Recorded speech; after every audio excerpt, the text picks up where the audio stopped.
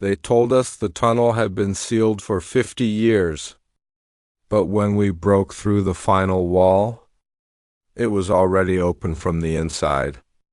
I didn't believe in haunted places, not then.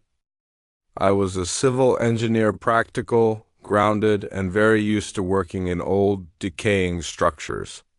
My job was simple: inspect, evaluate, and report. So, when the city contracted our team to survey a series of abandoned underground tunnels beneath the old district, I didn't hesitate. They said the tunnels dated back to the colonial era, used for storage, transport, maybe even escape routes. What they didn't say, at least not officially, was that people had gone missing down there.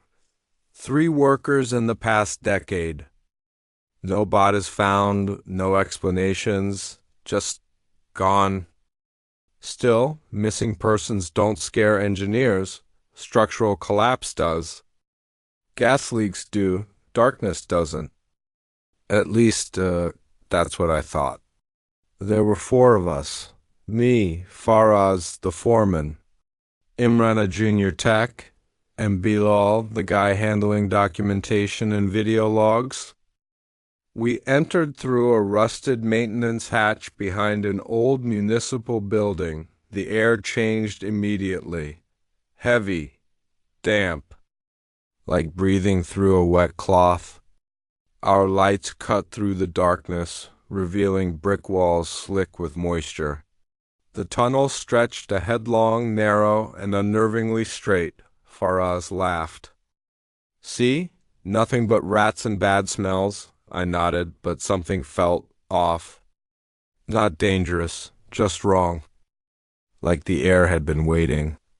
About 30 minutes in, we found the first markings. Scratches along the walls, not random, repetitive, lines, tallies. Like someone had been counting something.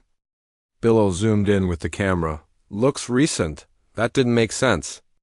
This section had been sealed decades ago. No access, no maintenance. No reason for anyone to be here. Probably kids, Imran said. But there were no footprints in the dust. Just ours. We heard it just after we stopped for a break. A sound behind us, soft, like something shifting. We all turned. Nothing. Just darkness swallowing the beam of our lights.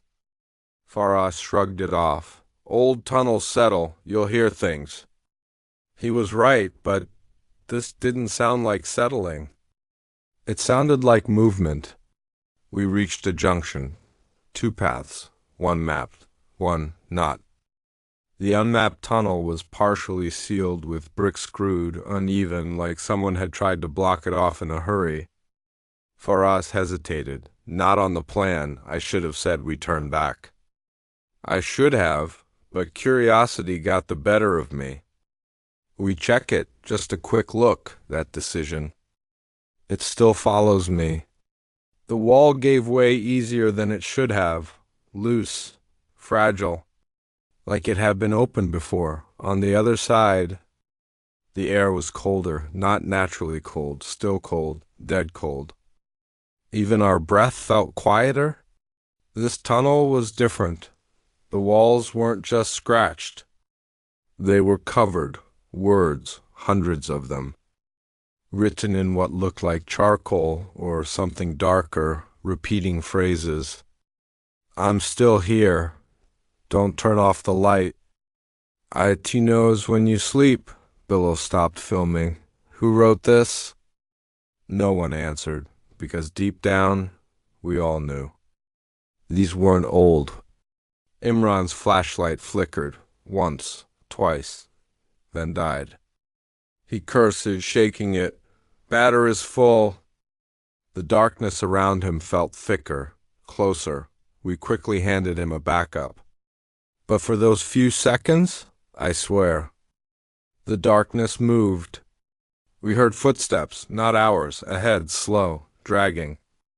We froze. Faraz called out, "Hello?" No response, just silence.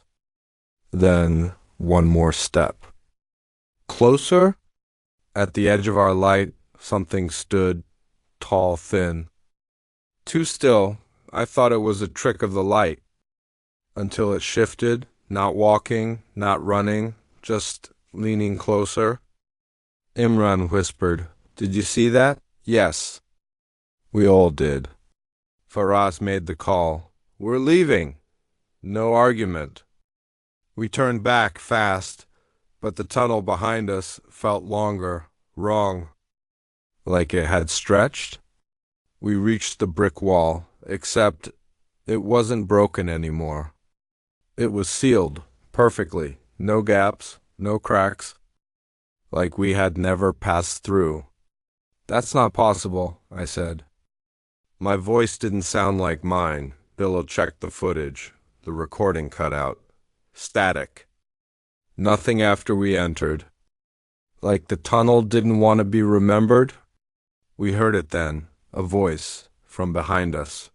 Soft. Almost human. "Stay." We didn't turn. We couldn't. Because somehow we knew if we looked, it would be closer. We ran, blind, desperate. The map tunnel had to be ahead. It had to be, but the passages twisted, changed. Every turn felt unfamiliar. Every shadow felt alive. Imran fell, hard. We stopped, turned. He was screaming. Not in pain, in terror. IT's touching me. Then, silence.